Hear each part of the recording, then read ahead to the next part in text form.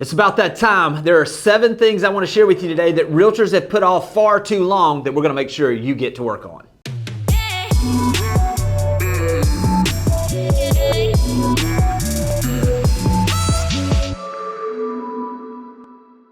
The real estate business is an if-then business. There are certain things that if we do these things, then we can expect certain results. A lot of times what can happen though is we get into this flow of doing the work and we aren't actually growing our business. We're reacting to what happens on a daily basis instead of being proactive and focusing on the specific things that we know can help us grow our business. I'm going to go through 7 of those today that you've put off way too long. And if you're already working on these, now's the time to step up your game and move these things forward at a faster pace. Number 1 is optimizing your Google My Business page. The first thing that we want to do is we want to make sure that it's easy for people to find us. Google is the #1 search engine in the world. They provide us with a free opportunity for us to set up a page that we can frame what it is that people see about us. Are you optimizing that Google My Business page? First off, if you haven't done this, I was talking with someone the other day that was telling me that literally 90% of all agents don't even have a Google My Business page. Make sure first off that you have one. Second is to optimize that. Here's a couple tips on how you can optimize that. You want to get as many reviews as you can on there because the reviews show that you are someone that can be trusted. Also, you want to make sure we found the tipping point is about 100 photos. Now, when you're loading these photos up into Google My Business, title those specific photos with whatever it is. So for instance, if we're looking to attract people that may be looking for real estate in the Seaside, Florida area, what I might do is the photo that I'm loading up is I might say Seaside, Florida Amphitheater. Then I'm going to load that up. That's the title on the photo because when I do that, it gives us a little bit extra Google juice on what we're loading up. Get your 100 photos in there. Get your reviews in there. If you don't have all your reviews and they're on somewhere else, take photos of those and put them up as pictures for those 100 pictures. Add blog posts. Continuously be adding value in there. Consistency, again, helps you on this. You can set this up one time, but in reality, what Google does, at least what we're finding is they're looking for people that are consistently adding content to their Google My Business page.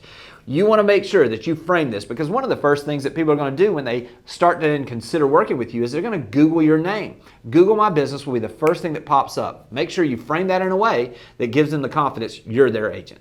Number 2 is organize your database. Have you got a database? A lot of agents are operating still out of their little handwritten notes or cards or whatever it is that you do. Make sure you have a systematic plan in place for your database. Do you have a place where you have all of your sellers where they're separated out? All of your past buyers that are separated out? All of the people that have bought from you in the past? What is it that you're doing to make sure that that database is segmented in a way that you can speak specifically to that group? You see, by organizing your database, now you have the ability to have a place that you can go and you don't ever doubt what you should be doing. You can go back and see who it was you talked to 6 months ago and should you follow up with them. You can have a place that has to-dos where you set the next call up into the future. Your database is literally the place that you're going to mine for the gold in your business. Unless you have your database optimized, you're not maximizing your business. The third thing that agents have put off far too long is having a weekly email newsletter out to your database. Now, we just talked about organizing your database. Now, what's the next step? Because if you've just got data and you're not using it,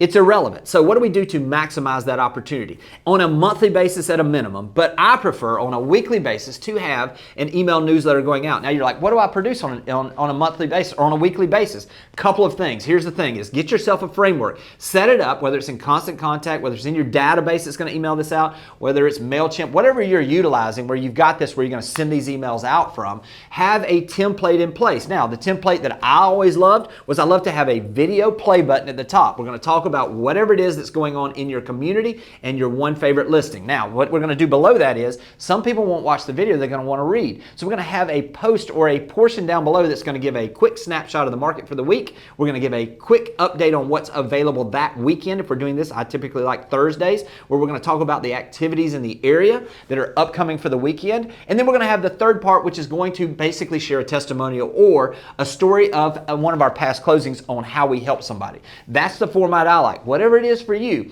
by having that consistent format where you're just plugging and playing into these things, I promise it's going to make it easier for you to do this. Also, it gives you the ability to almost prepare in advance. So if you know you're going to have a testimonial or you know that there's going to be activities, you can literally take one day or hire someone to do this where they could fill in all the gaps there except for your market update. Now you've got something that just takes you a few minutes. It's organized. It's in a place where you can add value consistently, and by doing so, you'll stay top of mind. The fourth thing agents have put off far too long is producing video content. Listen, I mean, this is the person who says, well, I'm just not going to do video content in my business, is the same person that said, I'm never going to have a Facebook page. Top producer in your market in 3 years from now is the person that's producing the most valuable and most entertaining and educational video content in your market. Watch what I'm saying. This is something I've watched over the years. There are certain things and certain times where the person who was doing Facebook when it first came out and they were running ads was the one that won. There were certain times where the person who was running ads on LinkedIn, there were certain times where it was just different types of advertising, the person that had the billboards.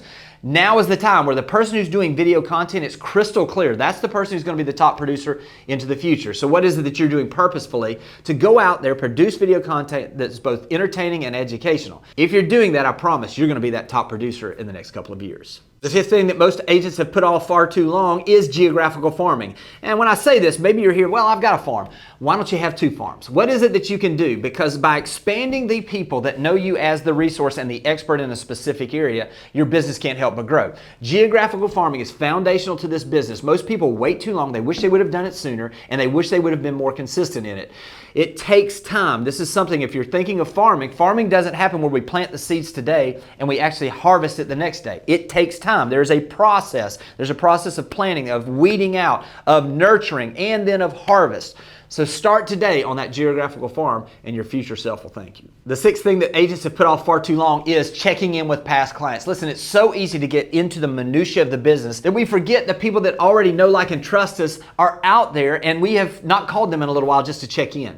Who are your past clients that they haven't called in a little while? What is it that you can do to re-engage? It's uncomfortable when you make that first call in the first 2 years. We think in our mind, but in reality what happens is we can pick right up with people.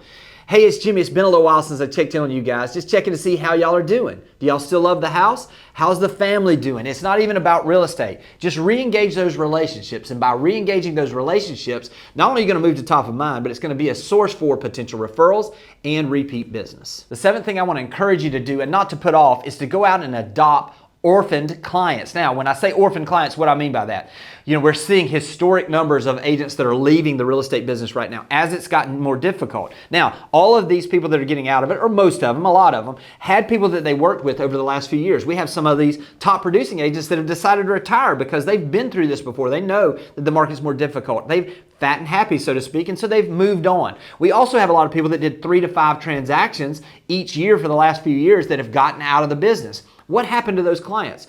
I've always called those orphaned clients because they don't have a representative anymore. They're going to find someone that's going to be their realtor in the future, their realtor for life, so to speak. That person who's going to be the resource for them because the person they worked with probably didn't follow up with them, but also they're in a place where now they're looking for someone. This is an opportunity for you. A couple different ways you can do this. Number one is if you've got a great relationship with an agent that's moved out of the business, why not reach out to them and say, hey, listen, I know you probably had some transactions the last few years and some really good clients that you're going to miss working with.